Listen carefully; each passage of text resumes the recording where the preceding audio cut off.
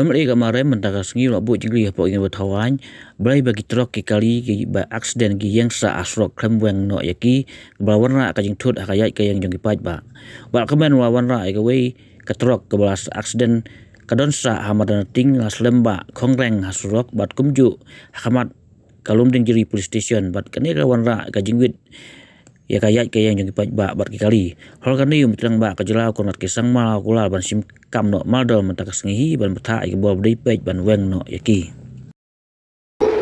point out. So there is one truck which made an accident in Madanriting. It lies there for more than 1 year. When it will be removed, sir? I just want to know because more than 1 year it creates a very unsafe to the car and traffic jam.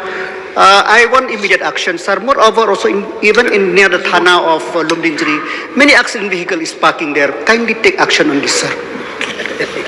Sir, a well noted point. Sometimes I think as everybody does get busy with so many things that we miss out these small issues. But we are thankful to have members like Lahkmen who are very vigilant and keep giving us this information. So definitely we will take action on this.